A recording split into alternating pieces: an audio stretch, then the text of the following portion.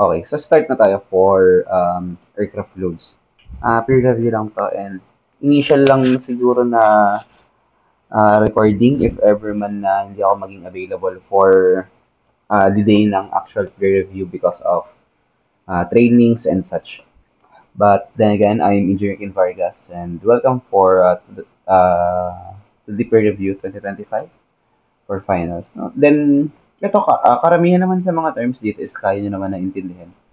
And konting basa na lang, but to give the general idea lang for aircraft loads, this involves the internal and the external na components which affects the computation for the structures or kung ano yung tibay na kailangan ng structure mo, anong type ng support, analysis of structures din kung sapat ba yung gantong design for that application. And general na lang na understanding for aircraft loads, there are different types ng stresses. Be familiar na lang din with your strema. So, tulad nito, for the first part is itong impact loads, which dynamic test naman yan. Hoop tension, kaya pagdating sa structures 2 is meron kayong hoop stress. Another impact. For high local loads, ang main contributor nito is yung concentrated loads na provided ng pylons and ng engine. Longitudinal compression or bending sa ilalim. Tension naman sa taas. So, familiar naman sa bending. It's the combination of tension and compression sa magkaiba or opposite na part ng structure. For this one, since aircraft to mahaba, yung bending is mangyayari sa ilalim, then yung tension is nasa taas. Then next shear stress is mainly sa skin. Pero for this particular example is yung connection sa ilalim ng fairings kung saan naka-attach yung wings dun sa fuselage. Then, dito naman, bakit lower skin has tension then upper skin has compression? Same lang din with fuselage. It's just for bending ulit. And ito, kaya may torsion naman na additional pagdating sa rudder is the single most part ng structure na magpo-provide ng control inyo for such a large aircraft. So, meron siyang rotation about its axis, which yung TLJG. And meron siyang accompany na torsion. So, dito, another for aircraft loads is yung two main forces na nag-contribute which are the aerodynamic and inertial forces. Pag aerodynamics, ito yung nag-help na mag-induce ng lift. And for inertial forces naman is since not law of inertia. For inertia is particularly yung moment of inertia. Yun yung resistance or ng isang body to ayun yung property ng isang body to resist loads para hindi siya mag-deform. So, syempre, pag nalampasan yung inertial forces na yun, magde-deform. Ito naman na yung explanation doon, kaya na ding basahin. Then, for shear forces naman, which is both under aerodynamic forces, ang pressure forces is yung nag-interact mainly sa wind. And ito yung magkakos ng pressure differential that will create lift. Normal na merong load na ganun. Merong malaking pressure region sa harap. Pero kapag may mga maneuvers na yan, nag-exceed siya beyond what is equal dun sa straight and level flight. So, nagkakaroon ng different na or differences pagdating sa mga maximums nung nare-receive ng structure. So, kailangan siyang i-take into consideration. And for shear forces is the drag. Kung kanina, sa pressure is yung lift contribution. Pagdating shear forces is drag, mainly profile and interference. Profile is yung mismong shape, then interference is yung mga sa shear mismo. Yung kung mga connections tulad nito, this contributes to shear forces kung saan nagkakaroon ng different local velocities and ayun, nagkakos ng shearing action. Now, for inertial forces naman, ito na yung may involvement ng acceleration. Kaya nga, di ba, law of inertia, if F equals ma, force is equal to mass times acceleration. So, dito na natin kino-consider yung tinatawag natin ng mga G-forces or gravitational forces. For structures, masanay kayo na sinusulat nyo siya in terms of G. Kasi, kung mapapansin nyo kapag nagko-compute, mas madaling sagot kapag naka-express siya in terms of G. Because simply, makakancel na yung several terms. Hindi mo na siya kailangan i-compute into 32.174 or 32.2. So, make it a practice.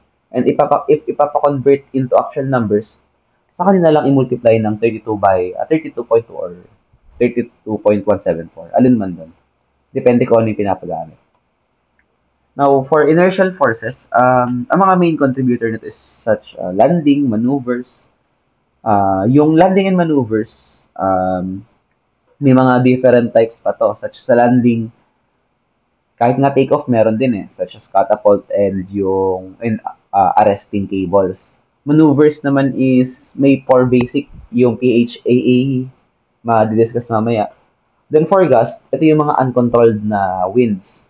So, kaya nga, pagdating sa structures, meron tayong at least 1.5 na factor of safety, which sobrang laki compared sa other fields. Kung sa civil, 5 to 10% lang yung yung factor of safety for, syempre, pag masyadong mataas yung factor of safety, mahal. But for aircraft kasi, sobrang critical ng safety nito.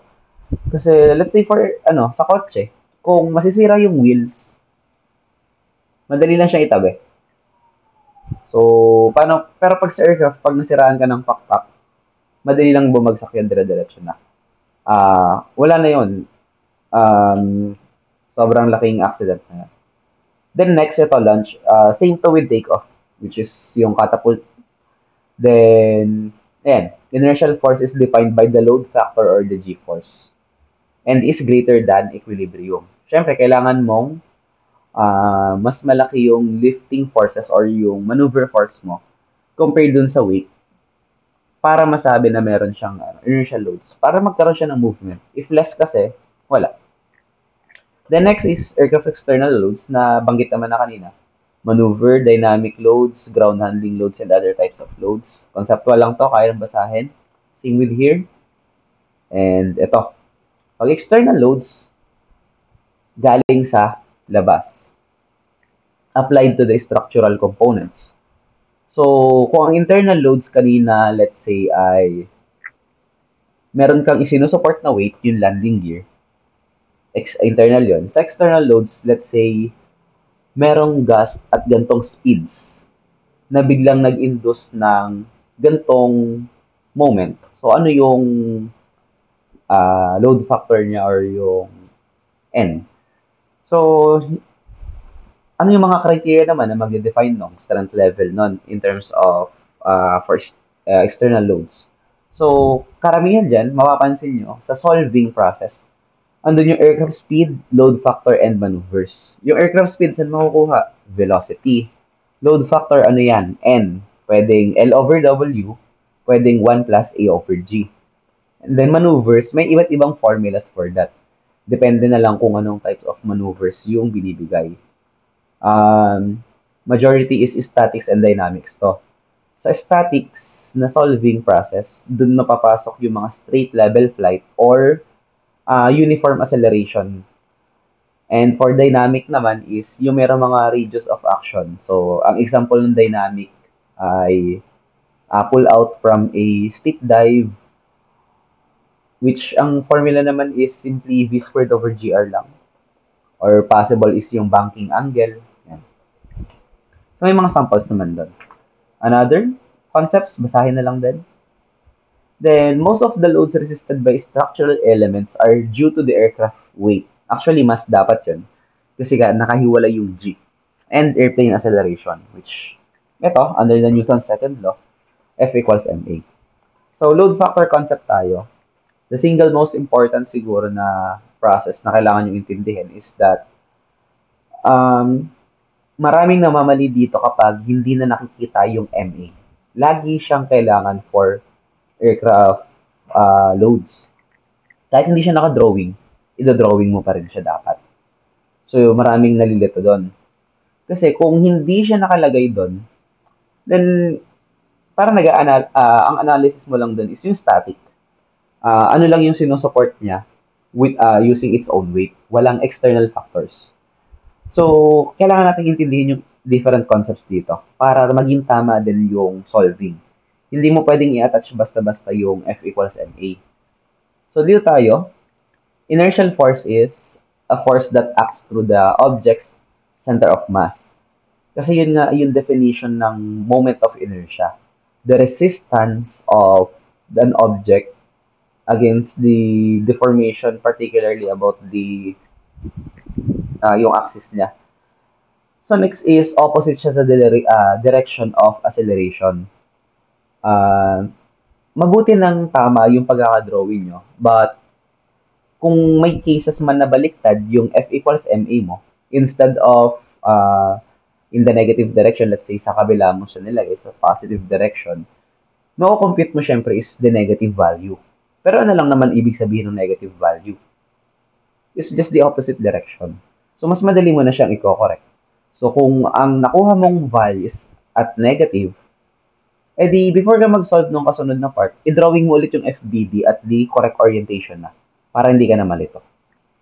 And last is proportional siya sa mass of object. So, mas mabigat yung mas mabigat yung mass mo, mas malaki, the more inertial force yung ma-provide mo. So, ito, kaya na siyang basahin. Translational acceleration load factor.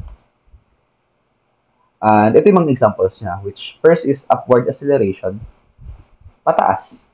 So, ano yung mga nakasulat dito formula? Load factor is simply lift over weight. Pero dito, pag sa computation, upon writing L, i-rewrite lang natin to. L equals NW. Bakit merong weight plus WG over A? Ito kasing W is yung weight mo. Itong pointing downwards na to. Then itong dotted line, itong WG over A, di ba ang W over G is mass? If weight equals mass times gravity, then mass is equal to weight over gravity. Itong term na to, WG over A, is ito yung inertial forces mo, rewritten lang into terms of W. Kasi madalas ang given is weight, not mass. So, meron kang formula for upward acceleration, which L equals weight times 1 plus AG. Next, for horizontal acceleration naman, horizon, drag and thrust yung kailangan mo i-consider. Which dito naman, sa load factor niya, MA lang din. Which WG over AX equals thrust minus drag. Kailangan mo lang, kung gusto mong may acceleration, kailangan you have more thrust than drag. Kung level flight, equal sila.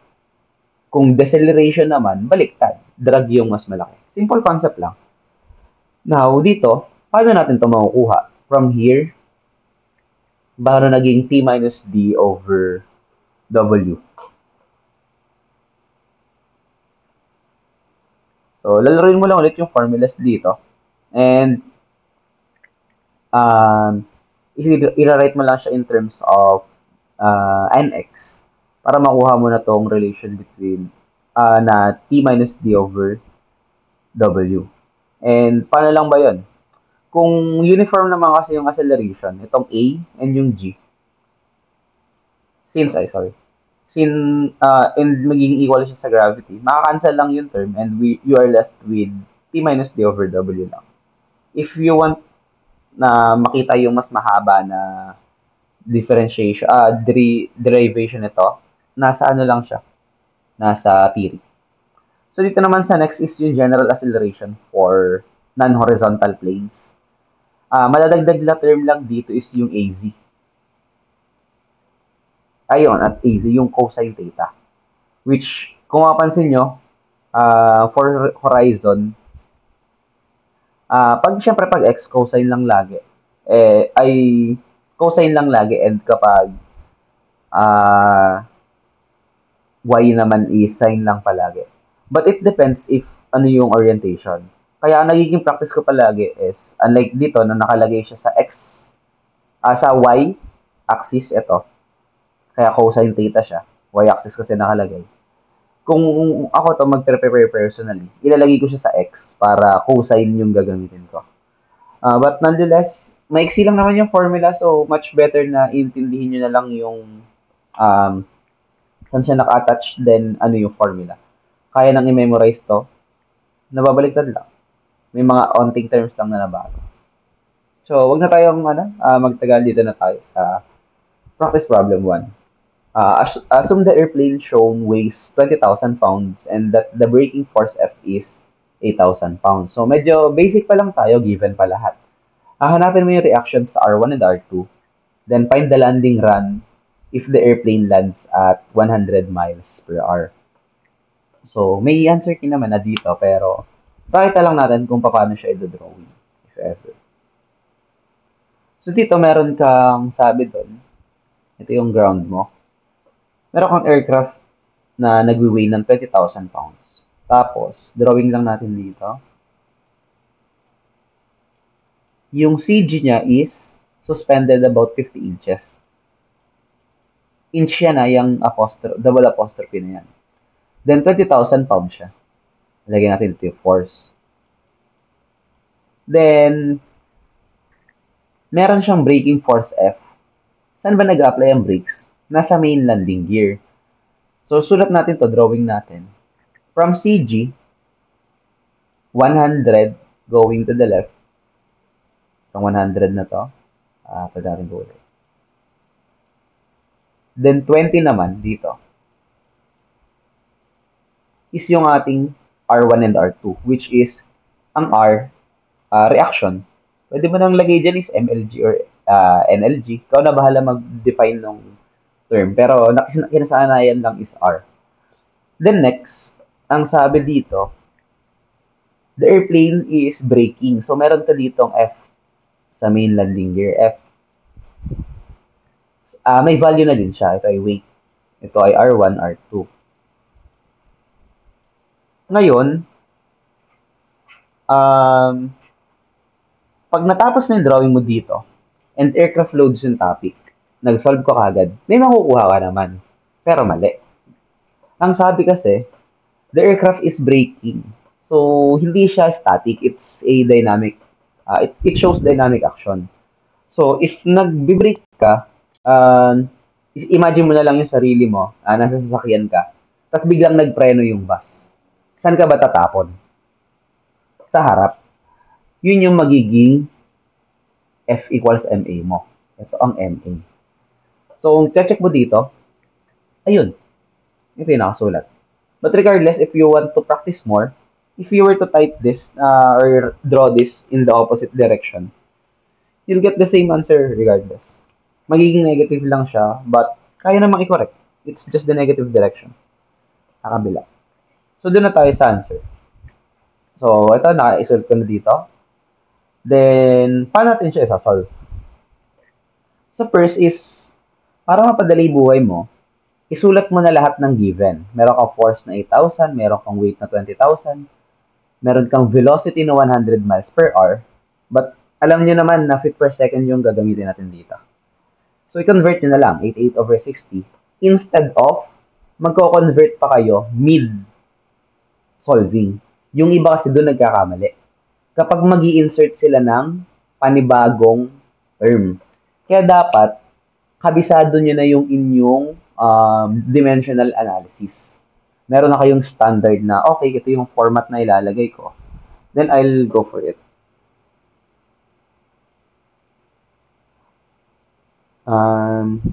Then, dito na tayo sa kasunod na part, which, para naman siyang statics lang. Statics is MEC 314.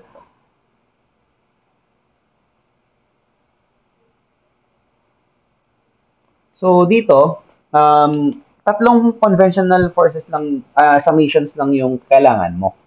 Ito na yung standard, paulit-ulit. Kaya nga may subject na statics. So, for the summation of forces of X, kailangan mo lang kunin lahat ng X parts dyan.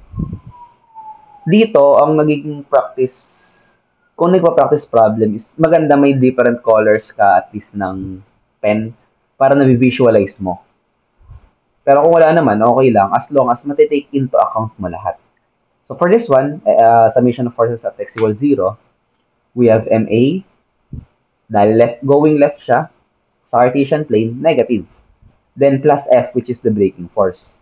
Upon solving, meron ka ng 8,000 pounds. Ganun lang kadali. Yung iba, ang ginagawa, sinosolve nila yung MA separately. Okay naman, walang problema doon. Sa akin lang, pag nagsosolve ako, sinusulat ko pa rin siya sa mismong problem para mabalikan ko, teka, saan ko kinuha tong value na to? Para ma-visualize ko din. Then next, summation of forces at y is equal to 0. Ano lang ang nandito? R1, R2, then yung weight mo, 20,000 pounds. Minus. Makukuha mo na siya? Wala pa. So dito, yung iba kasi, pag nakita nila, ay hindi ko ma-solve. Baka may mali. Mali yun. Baka kasi, hindi pa yun yung formula na gagamitin. Baka masyado pang maraming kulang. So, sunod doon ka sa kasunod. Huwag mo na siyang burahin. Iwan mo na lang as is muna. Isulat mo na yung kasunod, which is up to you kung anong gusto mong piliin na summation ng moment. Kahit saan point ka dyan, kahit saan, makukuha mo yung sagot. It's a conscious decision na lang kung alin yung trip mong kunin. Majority sa inyo ang kukunin dito is either CP or CG. In this case, CG. Convenient din siya. In the past, ganun din ginagawa ko sa CG para bawas na. Dalawa agad yan, no? Yung weight saka yung MA. Pero bakit ang naging decision ko is R1 yung kunin ko? Pag sa R1 kasi ako nag-moment, matik matatanggal na tong term na R1. May iwan lang sa akin ay R2, which yun yung hinahanap ko. Instead of me having two working equations, makakuha na ako ng isang sagot. Pero dito, medyo mahaba lang yung sosolve. Andiyan naman yung calculator para tulungan ako. So, summation of forces at R1, clockwise positive convention. Ang una kong kinuha ay itong negative MA kasi opposite direction siya ng rotation. Then, ano yung moment arm niya? 50. Next. Ito, 20,000. Dahil sumasabay siya sa ikot, positive to. Tapos ang distance niya 100. Yan nakasulat. Last ay R2. Bakit 120? From R1, 100 plus 20. Opposite direction. Negative. Input ko lang lahat. Yung negative MA, meron naman na. Nagiging negative 8,050. Input mo lang po sa calculator. Then, makuha mo na yung sagot. Meron ka ng R2. Pwede mo nang balikan yung R1 kanina. Dito, huwag mo nang burahin kasi pag nasa exam ka, tas binura mo pa, bukod sa nagsasayang ka ng oras at pagod sa pagbura, baka dito tama yung sulat mo. Tas nung i-rewrite mo, nagkamali ka pa. Sayang. So, kung may nasulat ka na tama naman and hindi na to further ma-expound and sa later na lang siya, maganda din dito is lagyan mo ng arrow to denote na, okay, ito yung continuation kasi hindi ko siya makuha kanina. Upon using the value, suggestion ko lang din is kapag exponent yung binigay, not exponent, fraction, i-write mo na lang as is, lalo na pagdating sa indeterminate beams, ganun. Tapos naman na yun. Pero sa structures nyo din, so sunod, ay masyadong madami yung terms. Ang isave nyo na lang or yung store value nyo ay yung mga hindi rational. Yung mga continuing decimal, yun na lang.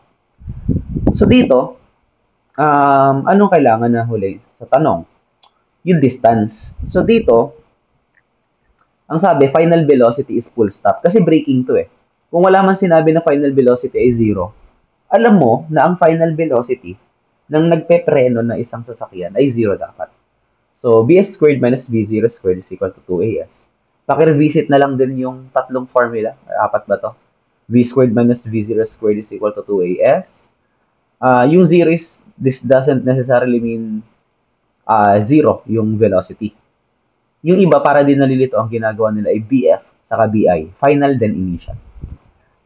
So, next is yung V minus VO equals 80. Then yung V is equal, S is equal to VOT plus 1 half AT squared. Kabisaduhin niyo rin yung formula for dynamics, kinematics. So dito, paulit-ulit ito sa akin.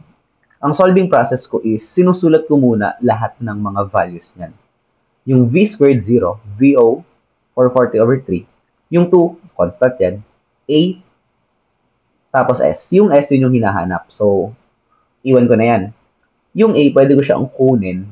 Kung hindi ko alam, let's say, yung formula, pwede ko siya makuha sa force equals mass times acceleration. Hindi sapat na kabisado nyo lang dapat yung formulas. Dapat, it's either alam mo specifically kung para saan siya gagamitin or alam mo kung saan siya pwedeng kunin, pwedeng gamitin para napapalawak nyo. Ito yung example na tulad nito. Makukuha ko lahat ng given na to yung FGW. Ibig sabihin, yun yung kailangan ko for acceleration. So, nakukuha yun. Wag lang palaging kabisado na, okay, sa ganitong problem, ganito yung step. Paano kung may binigay na bago? Alam mo naman lahat ng formulas and process. So, makakatulong sa inyo to. Itong pagsulat ng ganito. Isulat nyo yung hierarchy ng formulas. Yung A, makukuha ko sa F equals MA. Yung M, walang mass. Pero pwede ko siyang kunin sa W over gravity. I-rewrite ko lang. Solve. Dito, ano yung debate sa negative? Ito, hindi ito magiging positive dahil may squared. Ang ini-square mo is itong term lang na to. Ima-minus mo talaga siya. Pero may two reasons kung bakit dapat positive ang sagot. One, gravity is pointing downwards. And two, absolute value ang distance. Kung negative yan, ibig sabihin lang nun, opposite direction. Pero ang tanong lang naman kasi distance. So, positive value yan. Nakuha to? Doon tayo sa kasunod. So, dito, the aircraft shown as a gross weight of 50,000 pounds and is being launched from an aircraft carrier. So, itong 15,000 pounds, yung weight, nakatutok sa CG. Then, nasa aircraft carrier ka. So, sa aircraft carrier, maiksi yung runway. Kailangan ng assistance ng cables during landing and takeoff. So, dito, ang sabi, the tension T in the cable acts through the airplane CG. So, ito drawing mo siya, directly naka-linya dun sa CG. So, dito, next ay, magbibigay daw siya ng acceleration na 3.25 Gs. Sulat mo na. So, ano yung tanong? Find the cable tension and reaction loads on the aircraft landing gear, R1, R2. And sa R1, hindi mo na siya kailangan overthink. Ang sabi dito, representation na siya ng parehas na main landing gear. And dito naman, pwede ka din actually gumamit ng concepts dito. Alam natin na 90% of loads is nire-receive ng main landing gear and about 10% is R2. That's approximation. Hindi mo siya pwede sabihin na 10%, 90% talaga. Pero alam mo na mas malaki yung loads ni main landing gear. So that's one way to check mamaya. And ayan, isipin niyo muna kung paano niyo siya i-drawing. Bigyan ko kayo ng ilang seconds.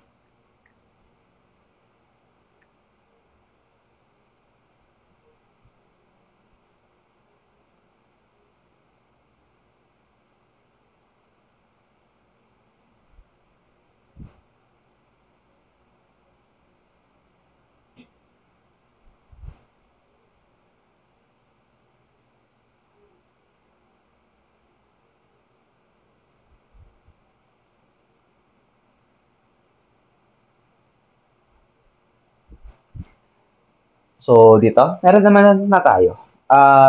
Naka-drawing naman na siya. Pero kung, let's say, wala to, binigay sa is word problem lang, i-drawing natin. So, ang sabi, ang mangyayari pala dito is, bukod dun sa i-drawing yung figure, mas hahaba pa yung word problem. Sasabihin pa dito, the tension cable has an angle of 20 degrees with the horizontal.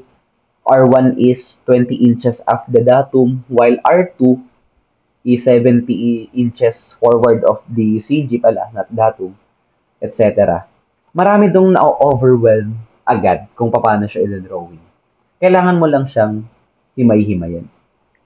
So dito, sa number 2, dinrawing ko naman na dito, pero pag nawala yung airplano, mas madali na siyang i-visualize. Meron kang tension, 20 degrees. Walang sinabing distance, huwag mong alalahanin.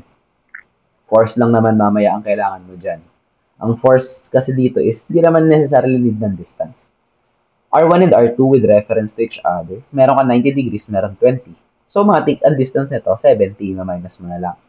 Yung A, isulat ko dito, 3.25 G, yun yung additional na given. Wala namang sinabing velocity sa problem. Pinapahanap lang ay yung R1 and R2. So, game, Fx, Fy, moment. Ganun kasimple. Sa summation of forces at x, we have negative t cosine 20 plus ma. Dito, ang kinasanayan ko ng convention, pag sinabing x ay cosine at pag sinabing sine ay y, given that the angle is attached to the x-axis. Kaya ako, pag nagdo-drawing, palaging naka-attach sa x-axis. Engineer, paano to? Nakalagay siya sa y 20 degrees. Pwede ko bang ilagay sa x 20 degrees na din? Hindi. Mag-try ko ka. Ang pagitan lang naman ng x and y ay 90 degrees. So, 70 yung kabila. Try nyo input sa calculator. Ang sine 70 ay equal lang sa cosine 20. Ayaw maniwala? Try natin. So, calculator.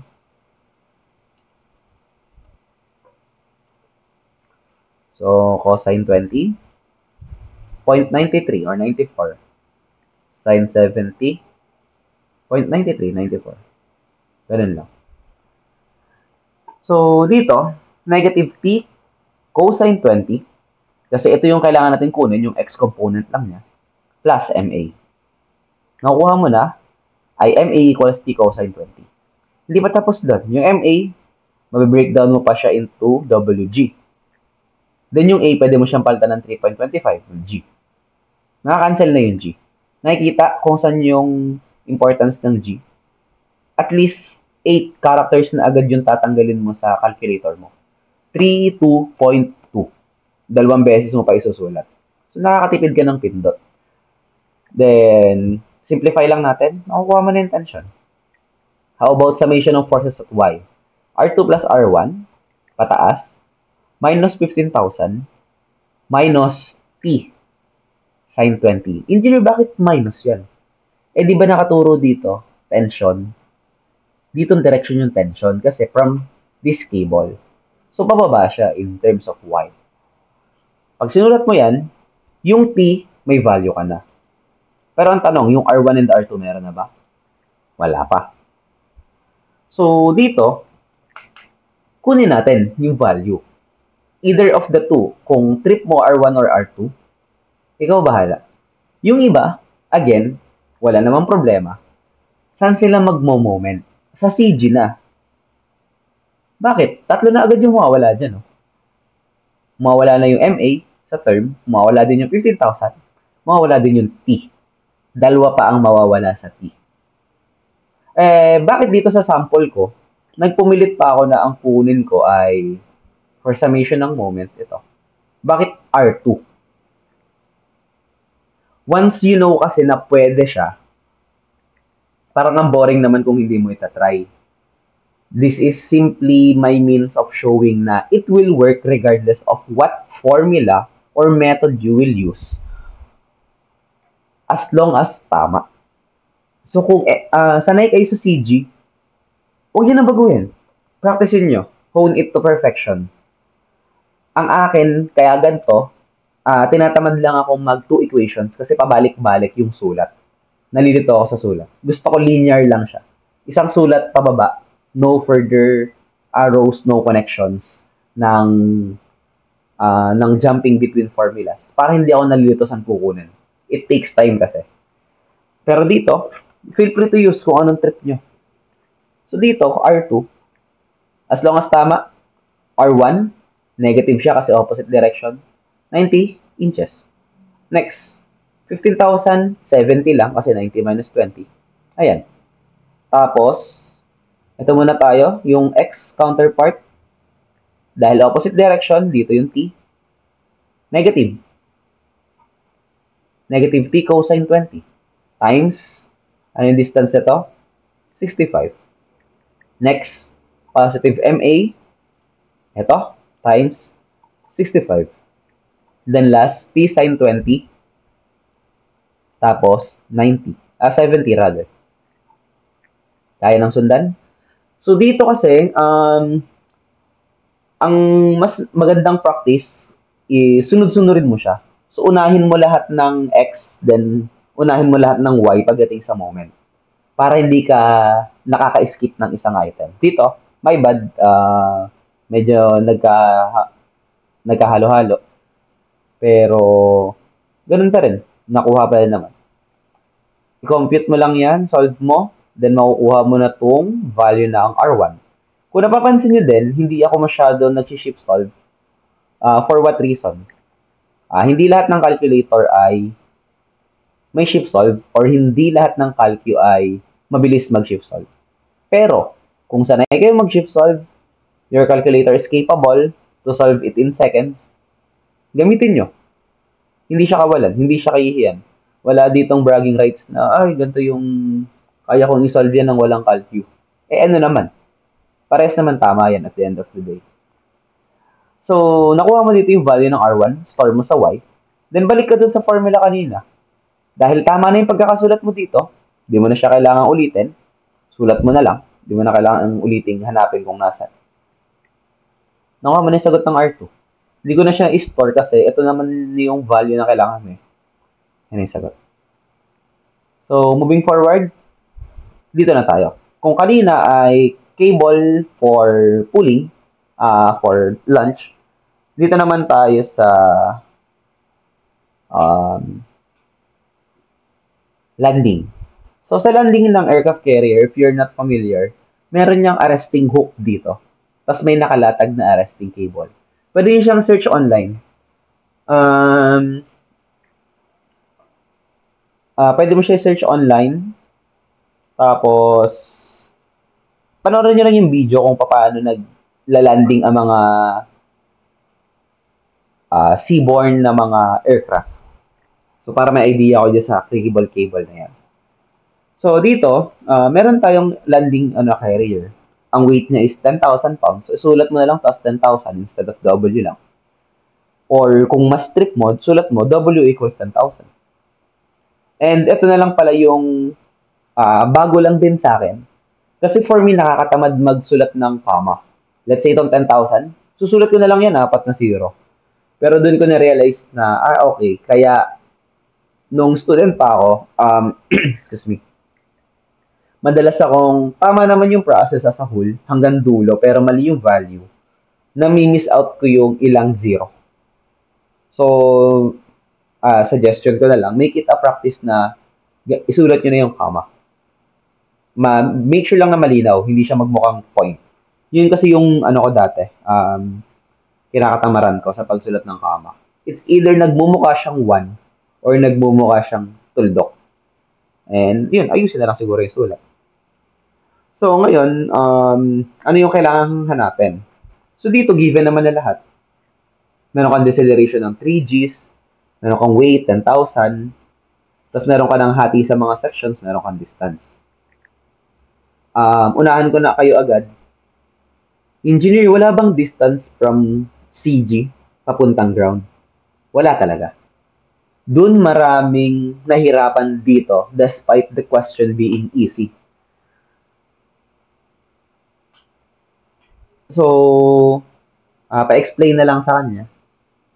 So, ngayon, bakit?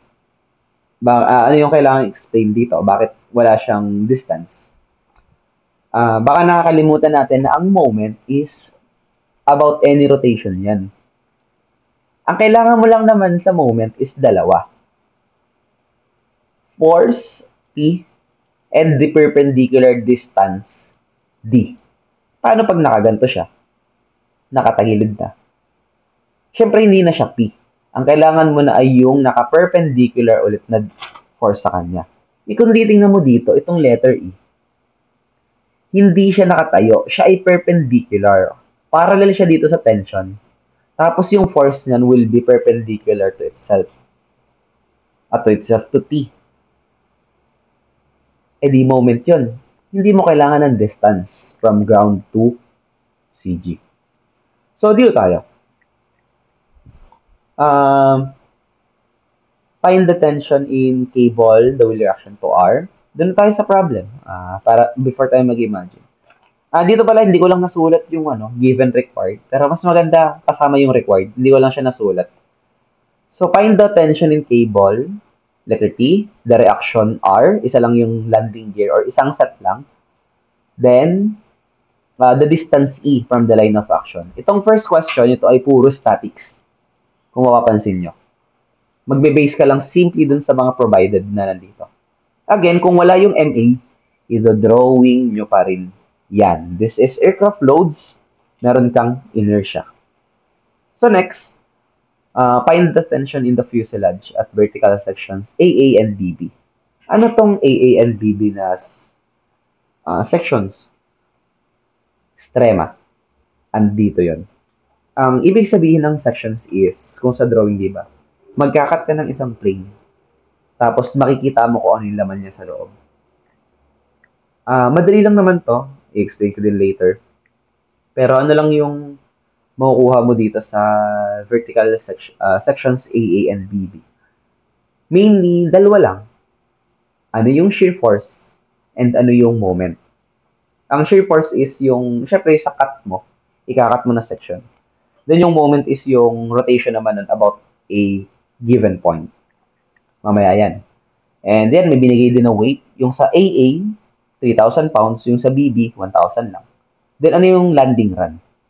So yung unang tanong ay statics. Yung pangalawang tanong ay strema. Yung pangatlong tanong ay landing run if the landing speed is 80 feet per second. Dynamics naman. So, dun I think nagkakaroon ng problema pagdating sa structures. What are the fundamentals na hindi naman to naturo? Technically, oo, sa structures hindi. Pero, na-take mo na siya previously. A semester before, ma-take mo yung structures. Andun na yung strema and statics and dynamics. So, madali naman siya i-revisit. Tuturo ko naman. So, dito tayo, sa statics part muna. Kung napansin, ano yung pagkakadrawing ko? It's a perpendicular distance E about the tension T papunta sa CG. Summation of forces at X, kunin mo lang yung mga X values. Ano yung X contributors? Negative MA and positive T cosine 10, theta, 10 equals 0. Yung M ko, magiging W over G. Engineer, bakit capital M? Wala lang, capital M lang yung nasulat ko kanina. Pero kung trip yung sulat ng small m, no problem. Upon computing, again, gusto ko ay G forces ang gamitin instead of 32 or 32.174 na diretso. G forces na agad. Makukuha mo na yung T. Summation of forces at Y, luckily this time, meron kang R, meron kang negative 10,000, meron kang negative T, sine 10. Nakuha mo na yung sagot. Isusulat mo na siya dito. Input mo yung value. You're always welcome to shift store and shift solve. Walang problema doon. Ilagay mo yung x. Ilagay mo equal 0. Okay na. Bakit ko lang ulit sinusulat in algebraically? Para hindi mahirapan si calculator. Then dito, ito na yung lalabas yung mas magandang sa CG ka lagi nagmo-moment. And dito, paano ko na lang siya solve? Bakit negative T times E? Kasi, yung moment ko is positive dito sa convention na to. Ito yung rotation niya. Salubong siya sa T, which is negative na. Ngayon, meron akong perpendicular distance E. Hindi ko na siya kailangan lagyan ng cosine theta or something. It is already perpendicular or at 90 degrees. Tandaan nyo, at either cosine 90 or ang cosine 90 is 0, and sine 90 is 1. So, 90 is 0, makukuha mo na lang siya dito. Pwede naman solve lagi. Ngayon, ito yung force ko. Ang naging practice ko dito pala is yung force nasa labas, nasa parenthesis yung distance. So, TE. Then yung R ko, ito yan, given na siya dito sa taas. Naka-square na siya. Naman ako 20 inches. So, solve mo, E ang kailangan, mako-compute mo na ay E equals 10.03. Tapos na tayo sa statics part. Excuse me. Then, doon naman tayo sa kasunod, which is yung strema. Diyan tayo sa strema part. Dito sa summation of, sorry. Saan natin nilalagay yung distance? Yun yung tanong. Wala na, di mo na kailangan for sections. Kasi sa sections, hindi mo naman kailangan ditong at least dito sa problem, summation of moment. Pero kapag may mga problems na binigay yung CG mismo niya, dun mo kailangan i-consider yung moment. But for this one, di ba tatlo siya? VTM. V is for shear, T is for tension, M is for moment. Hindi naman pinakapakompute si moment. So, ang sabi lang dito ay find the tension in the fuselage. Hindi na nga din pinapakuha yung shear eh. Tension lang. So, ano ba ang tension? Summation of forces at Fx lang. So, meron ka ulit negative MA. Pero dito, ano yung mga mababago? MA is force and mass is weight over gravity. Dahil sections lang siya, hindi mo pwedeng gamitin ang weight ng kabuuan ng aircraft. Kung ano lang yung part na yon. So dito, 3,000 pounds lang yun. Pero yung acceleration mo, it's the same. Buong aircraft kasi nag-accelerate siya at 3 Gs. So upon solving, mapapansin mo na ang TA is 9,000. And bakit ko diniretsyong isolve sa shear? Bukod sa trip ko lang, para din ma-check ko later kung tama ba. And wala naman, di naman masama kung ilalagay mo yung other answers. And para lang ma-check ko din siya lagi, virtually, kung ano ba yung weight na gagamitin ko. Baka kasi magkamali ako ng input. Nakuha? Pansinin dito sa kasunod, yung weight is 10,000. Kaya pagdating dito, ayun, at 10,000, 1,000. Para tama yung isusulat ko. So dito, tension lang naman ang kailangan. Negative TB, negative MA. Bakit hindi sa kabilang side yung MA? Saan ka ba magbe-base ng MA? Doon sa original. Saan mo ba siya kinuha? Nakuha yun? So, sulat natin to, negative TB, negative MA, positive T, cosine 10. Engineer, yung tension, pag may mga naka-attach, kailan mo siya ilalagay? Kung saan siya parte nakalagay dapat. Pansin dito, drawing. Engineer, asan yung landing gear? Bakit hindi siya sinama? Yung landing gear kasi is nasa pagitan ng sections A, B. So, magagamit mo mamaya siya if gusto mong mag-check. Yung tension andito sa later part. Hindi mo siya pwedeng buuin. Ang kailangan mo lang ipakita is kung ano yung portion. Nakukuha yun? Walang lalampas. Mag-iiba kasi yung value, magiging mali. So, upon solving, ilalagay mo lang naman lahat. Makukuha mo na yung sagot. Kinematics equation for dynamics. Makukuha mo na yung sagot. Ganun lang kasimple. So dito, yung ibang mga problem, magpapaulit-ulit na lang siya. Pero dito tayo sa mga notable ones. Tulad nitong problem 4. Ito kasing problem 5, katulad lang siya ng problem 3. Kaya na bahala mag-solve. Itong problem 6, ganoon din. 7, continuation lang ang 7 ng 6. Ang 8, katulad to ng problem 1. Meron ka lang braking force. Pero dito, hindi na siya given. Isosolve mo pa siya. Which 30% lang naman ng R2. So, dito practice problem 9. Mas mahaba lang siya, pero it's the same. Problem 10, katulad lang din ng 1 and 3 and 9. Problem 11, ito na yung magiging iba. Problem 12 din. 13. And 14. So, ngayon, sa problem 4 ba?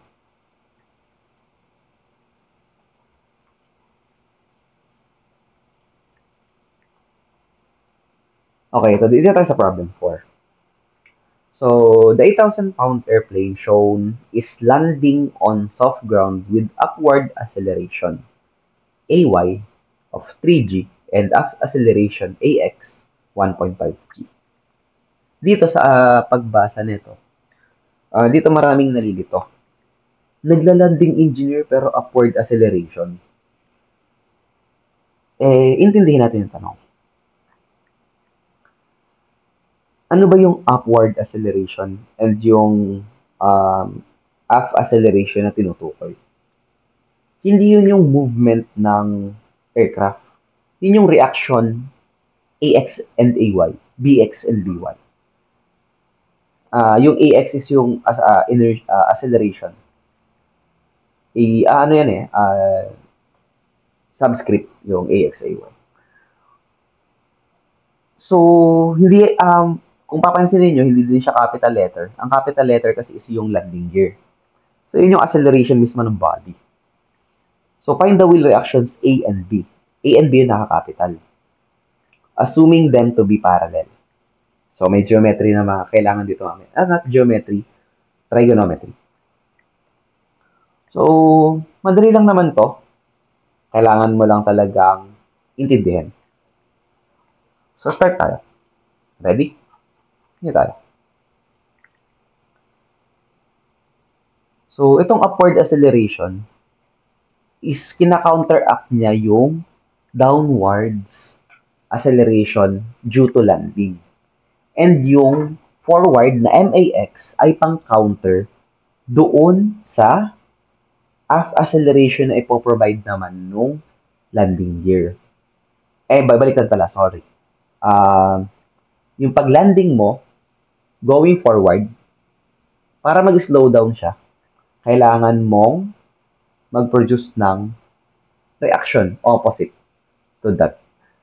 So, parallel tong AB. Pwede na tayo mag-solve once na drawing mo na siya ng tama lahat. So, ito yung na CG. May proper distance siya 80 and 12. Meron ka ditong distance na 30. Ang AX mo ay 1.5. Ang AY mo ay 3.5. Therefore, sa summation ng forces at X, lahat ng A dyan ay AX. So, masanay kayo na kahit isa lang yung given, isulat nyo pa din na AX yun. Para masanay lang. So, we have AX plus BX minus MAX. Wala nang iba. Equals 0. Sulat mo. Compute mo. Yung M magiging W over G, paulit-ulit lang. Anong lalagyan natin sa AX? Nakasulat naman na dito, 1.5G. Pagka-solve mo, ayan, hindi mo pa siya masasolve. AX plus BX mo minus 12,000 equals to 0. Now, doon sa kasunod. AY plus BY minus MAY minus 8,000 equals 0. Sinolve mo ulit. Nako, wala ka ulit ma-solve. Mag-moment tayo. After writing the moment, makukuha mo na si BY. Kaya naman na ito i-solve. Now, pag nakuha mo si BY, makukuha mo na din si AY. Kasi meron ka namang, ito Pero paano natin kukunin si AX, BX? So, pwedeng gawin doon is, mag-summation ka ng moment doon naman sa BX, BY. It will yield the same results. Pero ano yung ginawa ko dito? Ang sabi kasi, they are parallel. If the landing gears are parallel with each other, ganyan. Lakayan ko na yung proper drawing na. Kung parallel tong dalawa, yung itong B, saka itong A, it means, itong A, pwede ko siyang ilagay dito. They are the same angle. They have the same angle. Ano naman kung ganun? Tandaan natin sa triangle, if they have the same angle sa lahat, yung two sides dyan, the minor and the major sides,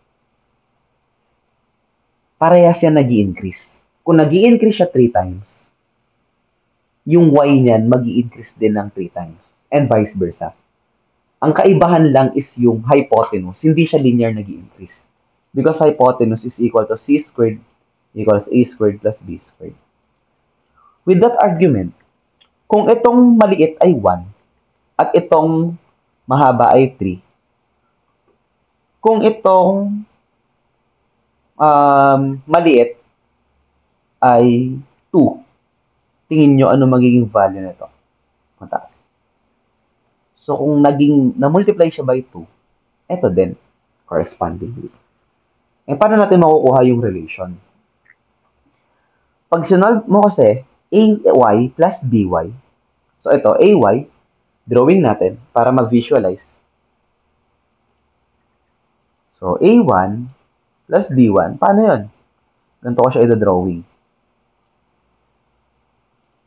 ay plus by. Itong dalawa ay 36,000.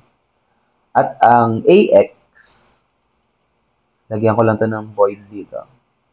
Ang black lang. ax plus bx is equal to 12,000. Di ba times 3 lang yan? Thrice lang siya nag-increase or 1/3 yung sa kabila. So, makukuha mo na yung similar triangle representation of ax is, ang ax ay 1/3 ng ay kasi mas malaki yung ay. And bx is 1/3 by. So, hindi na ako nag-moment. Nagamit lang ako ng fraction and try ko. Tapos na-compute ko na siya. But if gusto mong mag-moment, walang problema. Next is, ang tanong kasi is hindi naman ax bx, hindi naman ay by. Ang sabi is reaction ng a and b. Ibig sabihin, kailangan mo kunin yung a and b. Which dito, Pythagorean theorem, input mo lang, alam niyo na siguro yung Pythagorean theorem, may sagot ka na. Nakuha to? Then, 5, magkakatulad lang ito lahat. Dito tayo sa, ito may sample naman na ito, if I'm aware. Dito tayo. Instead of using formulas, multiple, ang gawin natin dito, statics approach lang. Practice number 12.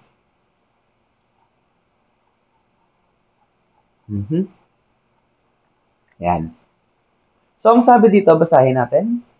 A 5,000-pound airplane is on a steady glide with a horizontal flight path at angle theta below the horizontal. The drag force in that direction of the flight path is 750 pounds. Find the lift force L, normal to the flight path, and angle theta. Given naman na to, na drag ito, lift drag, is 90 degrees with each other talaga yan. One is parallel to the wind and the other is normal to the wind. So, anong kailangan nating makuha dito?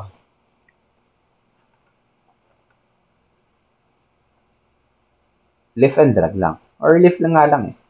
Pero drawing ko na dito from start para hindi tayo malito. Meron ka dito ang lift. Meron ka dito ang drag. Siyempre, ito yung flight path at angle theta. Ito yung weight mo. Weight is always pointing downwards towards the gravity. Now, yung lift mo wala pa, yung drag mo is 750, yung weight mo ay 5,000. Ito ay 90 degrees. Ngayon, paano natin i-analyze using trigo.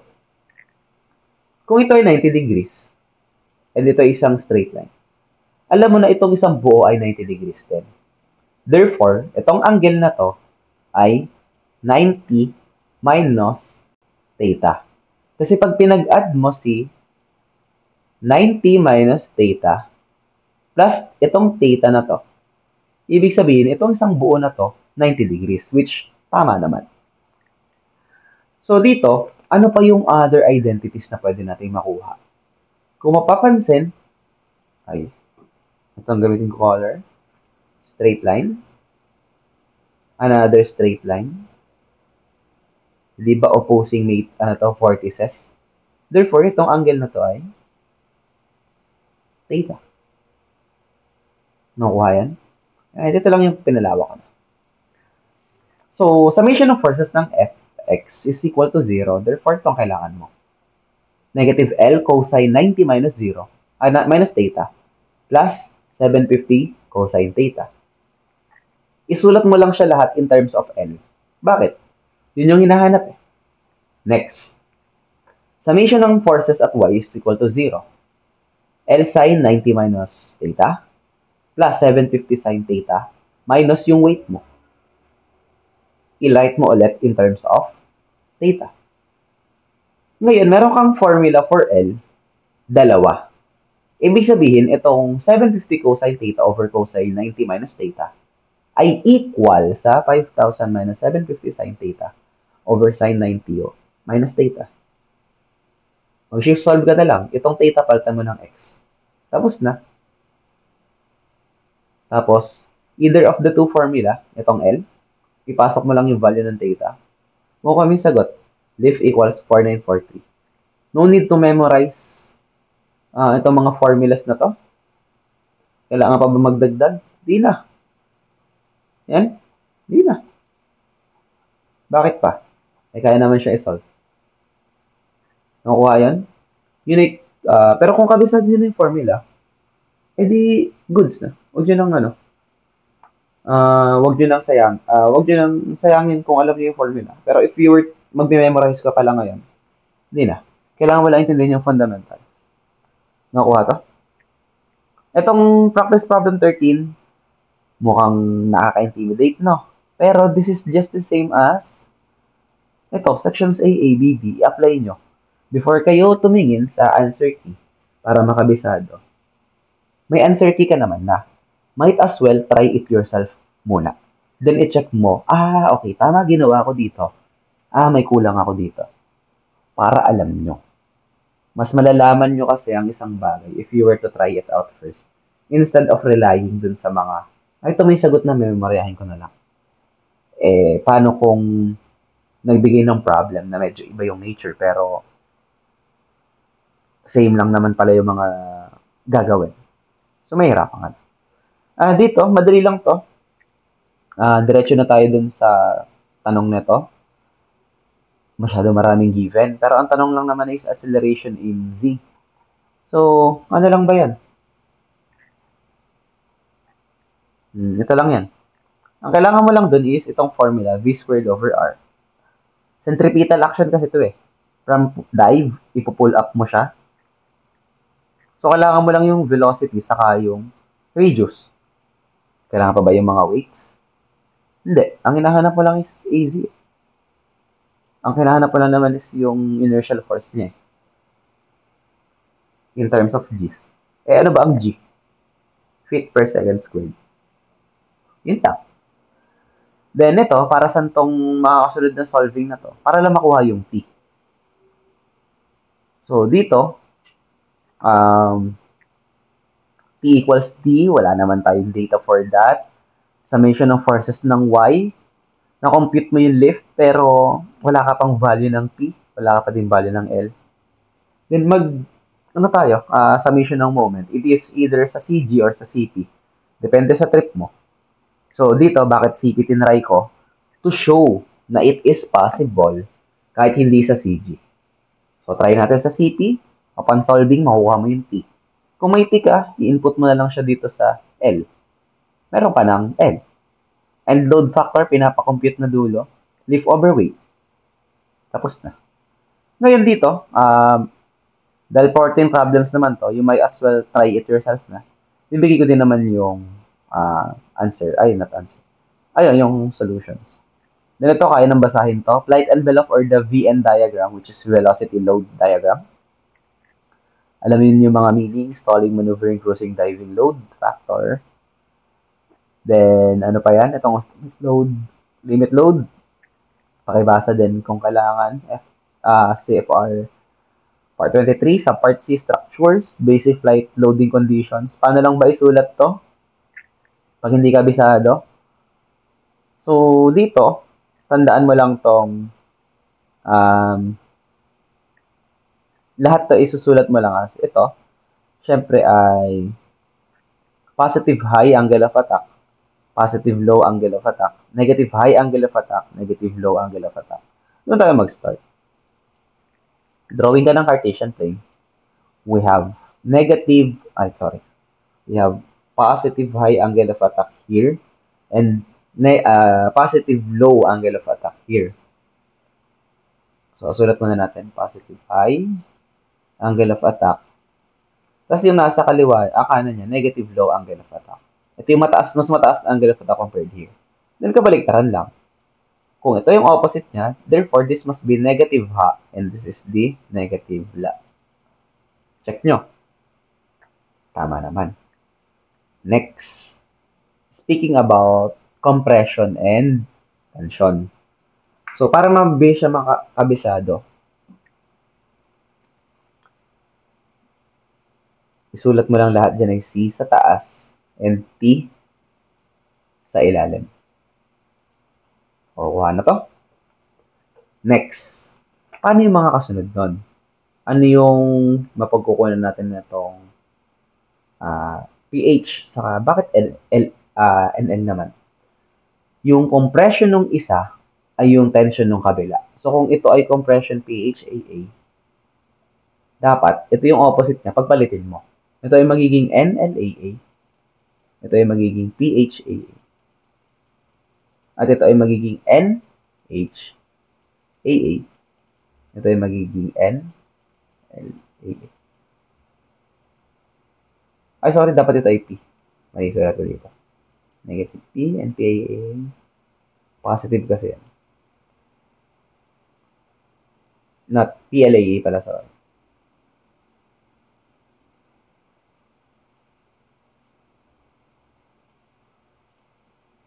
So, we have PLAE.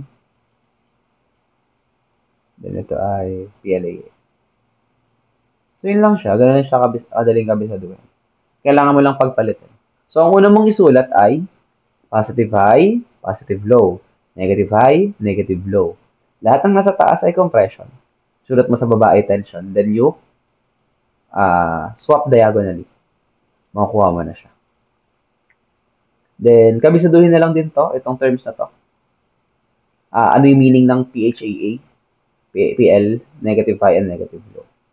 So, what's the main reference for this? It's PIRI. Pero if you want to have additional references useful for structures 1, 2, and board exam, we have Airplane Design Manual Take Man. Ito ay design pero structural approach. Airplane Structural Analysis and Design, Seckler and Dun. Medyo luma yung book pero siya yung pinag-base nung most books natin. And lastly is yung Analysis and Design of Flight Vehicle Structures, Brun. Sinong hindi nakakilala kay Brun? That's it. See you sa actual peer review siguro if meron. And if wala, I think this will suffice.